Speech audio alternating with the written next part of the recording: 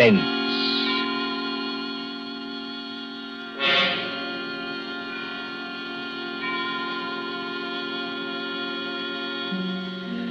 Tonight, Columbia brings you, as a guest star, Peter Lorre, one of the screen's past masters of the art of suspense.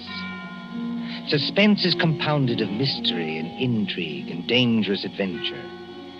In this series are stories calculated to intrigue you, to stir your nerves, to offer you a precarious situation, and then withhold the solution until the last possible moment. Tonight, for instance, Mr. Lorre plays for us a doctor, a husband, with something dark and terrible on his mind. Was it murder? And if so, can this at last be the really perfect crime? We trust that while you are wondering, we shall keep you in suspense. For Suspense tonight, CBS presents Till Death Do Us Part by John Dixon Carr, starring Peter Lorre.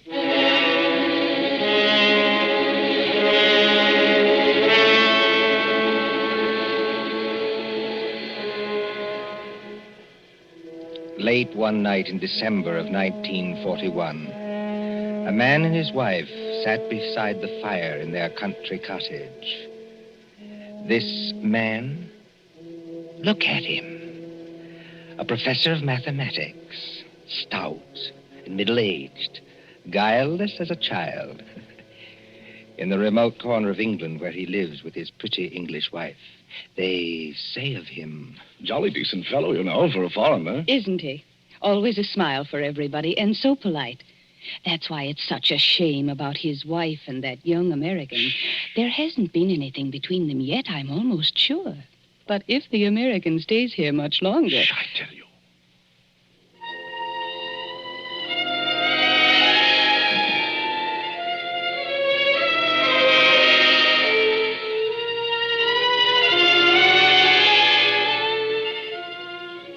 A happy man, this Professor Kraft. His cottage in the country is rather isolated. 3 miles from the nearest house. No electricity or central heating or telephone. And on December nights like this, a great wind comes rushing off the Sussex Downs. It rattles at the windows, growls in the chimney, and makes unsteady the oil lamp on the table. Professor Irwin Kraft sits before the fire in a snug, book-lined room. And across from him, sewing, sits his young wife, Cynthia. A domestic scene. A very domestic scene. Oh, my pet, this is wonderful, isn't it? Oh, so nice and cozy. How I enjoy our little home. It's a pleasure to be indoors on a night like this, isn't it? Yes. Did my darling have a good day? Just about as usual. No adventures, huh? Not exactly. I walked into the village. Walked? Oh, I really blame myself for burying you out here. I ought to get your car. That's not necessary, thanks. Come now, come. Did something happen to upset my little pet today? No. You know, darling, I look at you and I marvel. You marvel at what? At a wife who can actually blush. Yes, with a skin so fair and a conscience so transparent that she can actually blush. I wasn't blushing about... About what? About anything you might be thinking. It's your horrible habit of putting everybody else in the wrong. Oh, but the neighbors don't think that about Papa Croft. Neighbors don't have to live with you. I do. And you mustn't scratch either.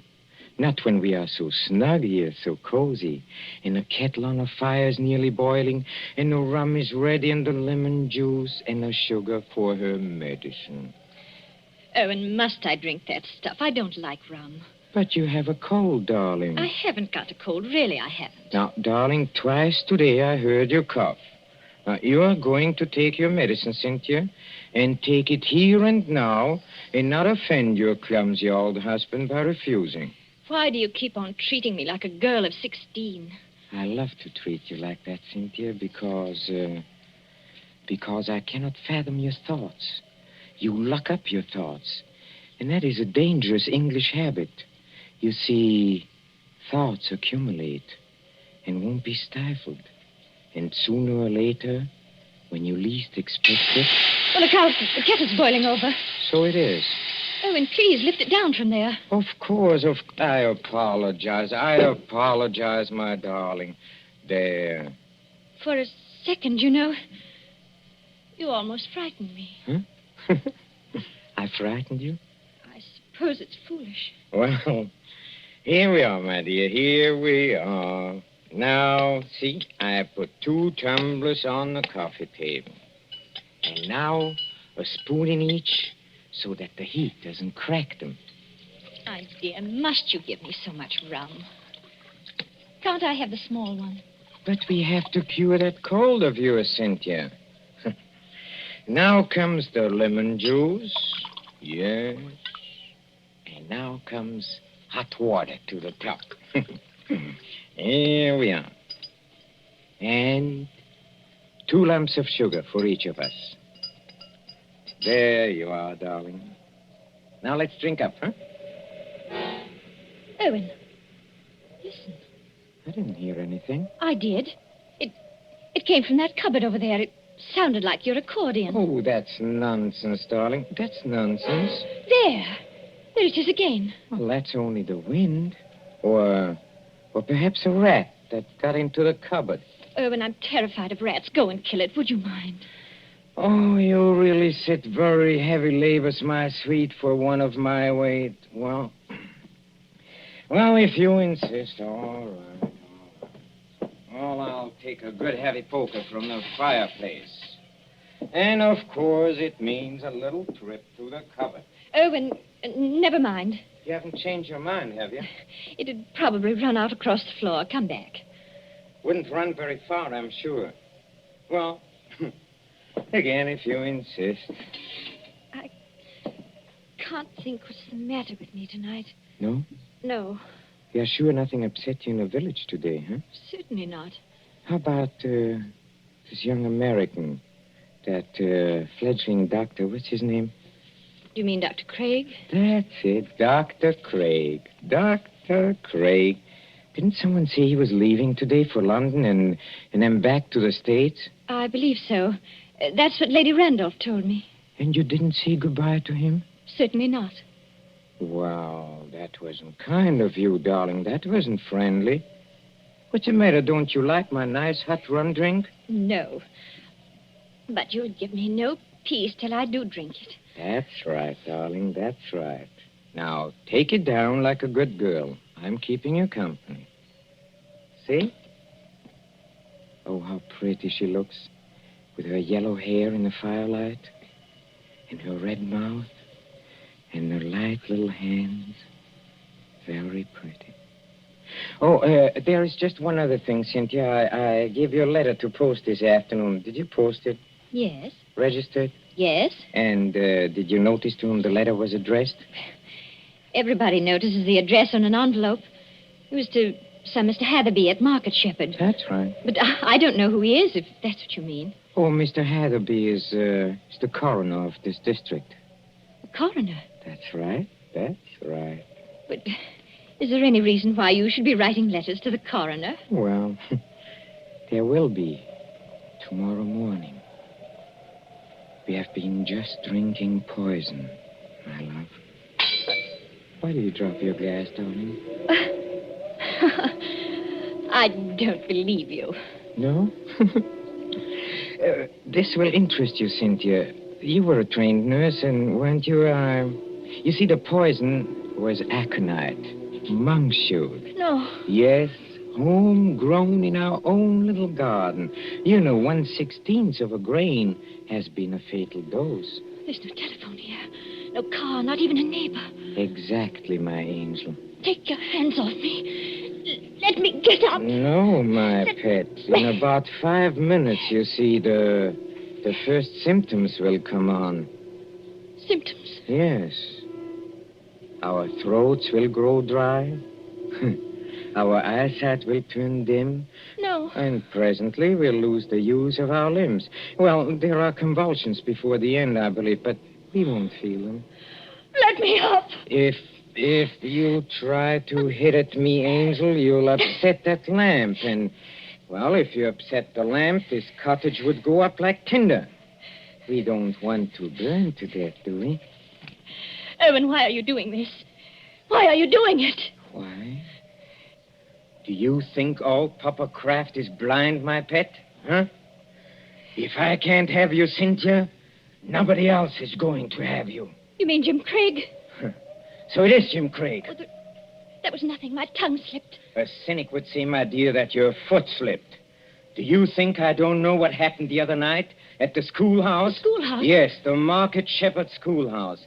At Lady Randolph's little concert in aid of the war relief. Nothing happened. I swear it didn't. No? No. Oh, then it was coincidence, I suppose, that you and that Dr. Craig didn't arrive until the concert was nearly over. Yes. Yes, it was. We didn't go there together. No? We met in the little hall outside the auditorium. It was just as you were finishing your number on the accordion.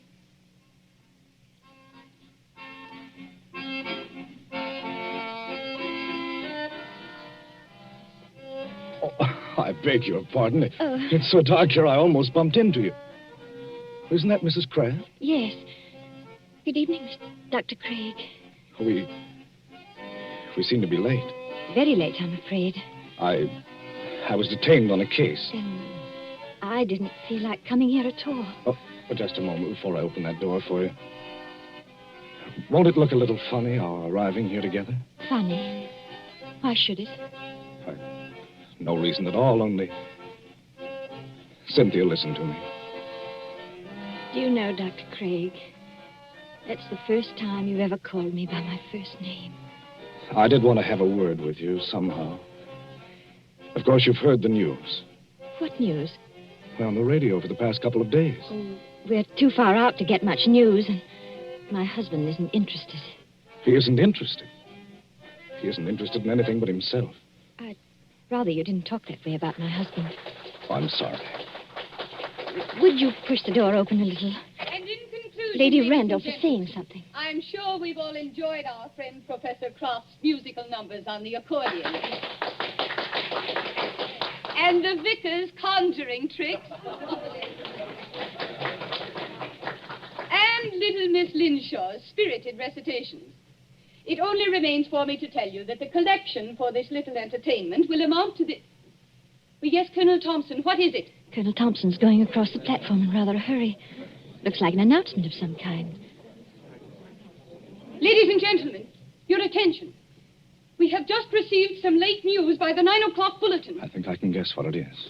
Following yesterday's declaration against Japan, the Congress of the United States today declared war against Germany and Italy. No applause, please. I think I can say that these things go too deep for applause. We entered a war lightly, and we have learned. But before the vicar ends this meeting, I shall ask the orchestra to play us the song numbered 83 in the book. A song we know is dear to the hearts of all Americans.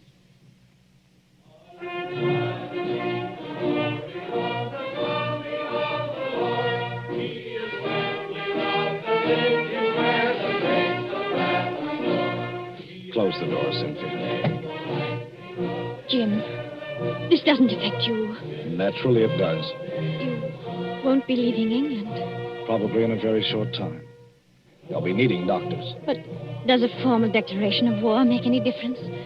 What does it mean to you? What does it mean? I can't explain it, Cynthia. It's all in that song. If they're going to need me, I'll go back. But can't you do just as much good here in England? I don't know. That depends on what the army says. And doesn't anything depend on what I say?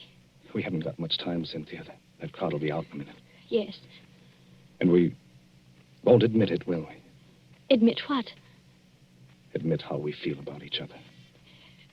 I haven't said... Nor I. I was only talking about what we were thinking.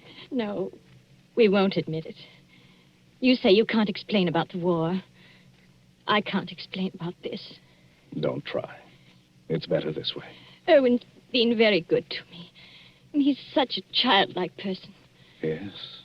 Everybody likes him. Oh, he has his tempers, and he's not easy to live with sometimes, in spite of what they think. But I can't do anything to hurt him, because he'd never do anything to hurt me. Never, never, never in the world.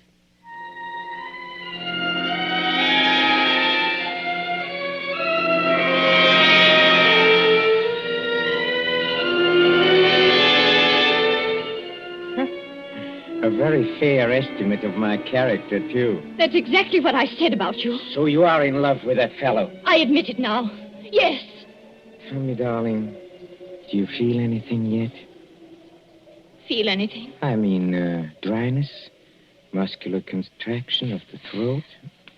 Yes. Oh, I thought so. I won't die. I won't.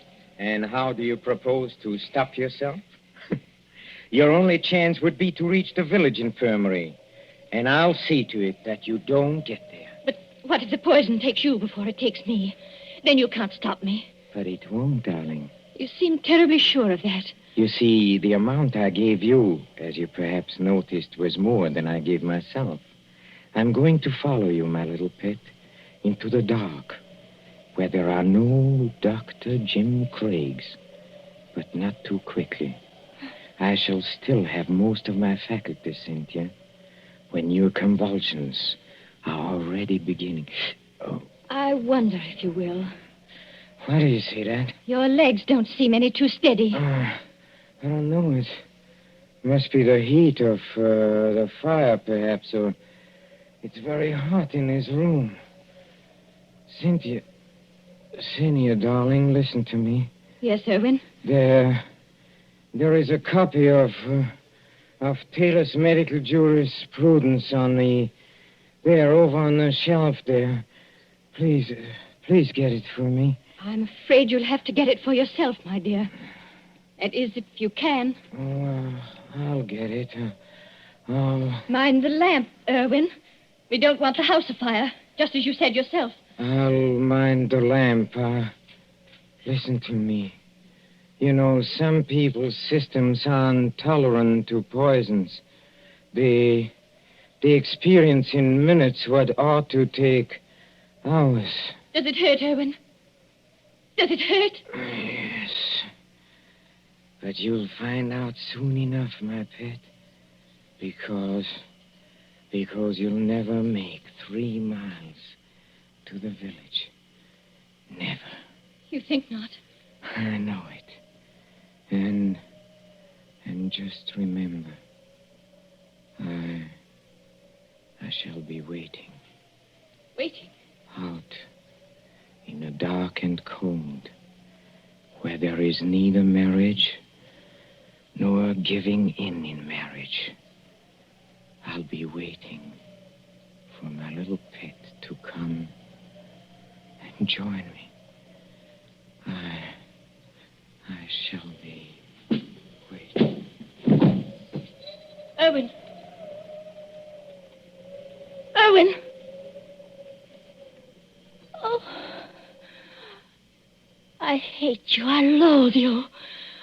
I'm afraid of you. But I don't want you to die because of me.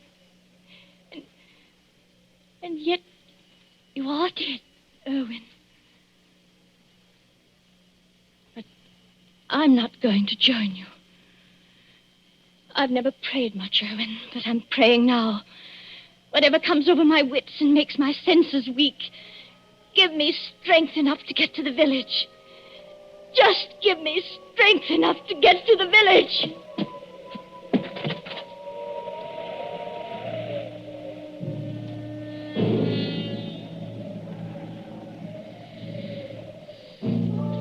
An empty room now, except for the motionless figure by the fire. The great wind enters through an open front door and makes the lamp shake dangerously on the tables. The whole house creaks. Otherwise, it is very quiet. Suddenly, the corpse sits up. Professor Kraft looks pleased, doesn't he? Very pleased. very alert, as he moves over to a certain cupboard door. Well, and now I think the real fun can begin. Patience, patience, patience, my friend, while I open the cupboard door. Well, there we are. I hope you haven't been too uncomfortable, Dr. James Craig. I'm all right, thanks. So you managed to get the gag out of your mouth, huh? I managed it, yes, just now. I'm too late. Well, you are still securely tied up, I'm glad to say. You know, you gave me several very, very unpleasant moments, young man, when you got your foot on that accordion. Did I? Well, Cynthia thought you were a rat and wanted me to kill you. You know, she shows very good sense sometimes. I could hear both of you talking. Thanks very much. Oh, of course, you could, of course. Excuse me, please. I forgot that. Yes, and I could see you, too, through a crack in the door. Well, you were intended to see us. But now, come on. First of all, I'll drag you out of here. Yes, let me take you. Yes. Now we can sit down and have a nice, cozy little chat, huh? How much aconite did you give Cynthia? How much? Oh, about 2 grains. 2 grains? Well, then she can't possibly... No, she can't possibly live until morning. But she can live long enough to testify that she saw me die. And how much poison did you take yourself? I? None. None at all? No, none at all. But you mixed those drinks out of the same materials. I saw you do it. Well, but there wasn't any poison in the rum, young man. You see, 2 lumps of sugar steeped in aconite were dropped into Cynthia's glass. I marked them, and I didn't make a mistake. Can you see the beginnings of Papa Croft's plan? Why, you... You see, Cynthia left the door open, my friend. And there is a very strong wind blowing tonight. Well? Just observe how it lifts the table covers, flutters the magazines, makes the lamp tremble. I shouldn't be surprised, you know, if one of those lamps blew over. A fine crash in a sheet of flame, huh?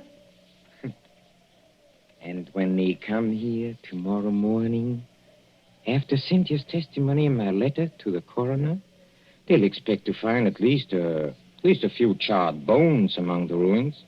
And, of course, they must find some remains. Whose remains? Yours. Yes, you've got me tied up pretty well, haven't you? And now, you see... Now comes the best. You were last seen going towards the railway station, to London, and then to America. Nobody will inquire after you. Except Cynthia. That's right, except Cynthia, who will be dead. That I waylaid you and brought you here while Cynthia was in the village will not be known to our good coroner, and I shall disappear. What do you think of it, young man, huh? I think it's rather good, huh? You're going to let me burn to death? Yes, and I shall enjoy the necessity. By the way, too bad you missed my performance at Lady Randall's concert. It was very nice. But then I think you were otherwise occupied. You could call it that? Occupied, I think, in making love to my wife. You hurt my vanity, young man, and you are going to suffer for it. I never made love to your wife. No? No. But I don't suppose you could possibly believe that. Are you already begging for mercy? Now, come on. Are you begging for mercy? No, I think not. Dr. Craig, I don't like the way you're taking this. I really don't. Don't you? No. You ought to be afraid. All decent men should be afraid. And no man is heroic when he sees death coming. But you're as white as a plate. You can't take your eyes off me. And you seem to be expecting something. Maybe I am expecting something. You are? Well, I think I can persuade you to tell me what's on your mind, my friend. If I use the poker out of the fire, huh? You see, I'm a mathematician. I leave nothing to chance. Do you hear that, Professor Kraft? A car has stopped out in front. Well, they won't come in here. But of course they will. It's probably the home guard. Look, you fool, you've left the front door standing wide open in a blackout. Don't be childish. Do you think to upset me with that? Something's upset you. Take a look at yourself in a mirror. Huh? Nothing. Nothing can upset my plans now. Everything is ready. My clothes and my money are in a stable. This place, this pretty little cottage, will be a furnace. All I have to do is pick up that lamp. You see, like this, and something is wrong with me. Oh, you're not acting this time, are you? You're not pretending now. You swine!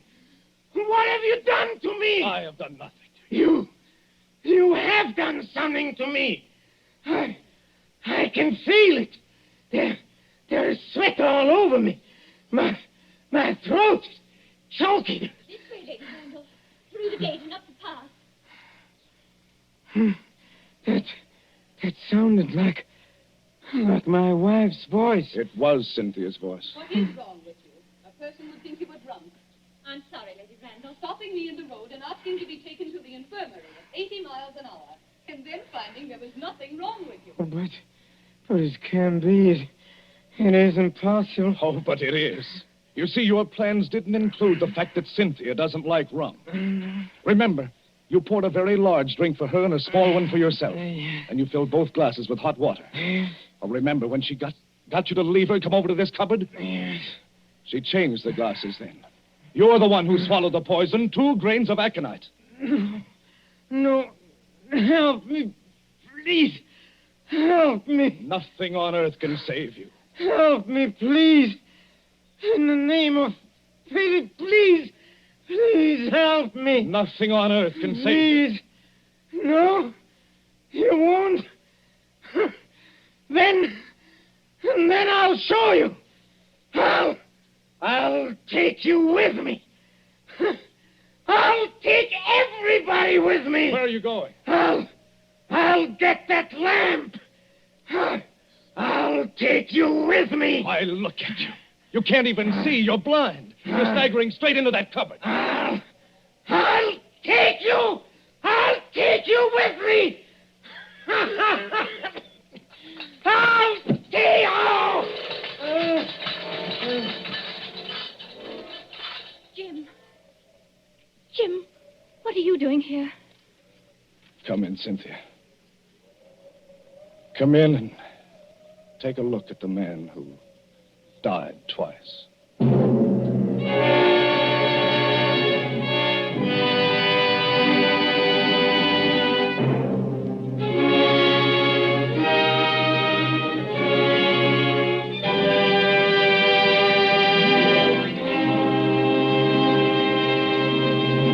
And so ends Till Death Do Us Part, starring Peter Lorre. Tonight's story of Suspense. Columbia presents these tales of mystery and intrigue and dangerous adventure for your relaxation and enjoyment. Next Tuesday, there'll be another in this series. Same hour, 9:30 Eastern Wartime. Mr. Lorre was starred as Professor Kraft. He was supported by Alice Frost as Cynthia, David Gothard as Dr. Craig, and Mercedes McCambridge as Lady Randolph. William Spear, the producer, John Dietz, the director, Bernard Herrmann, the composer-conductor, and John Dixon Carr, the author, are collaborators on Suspense. This is the Columbia Broadcasting System.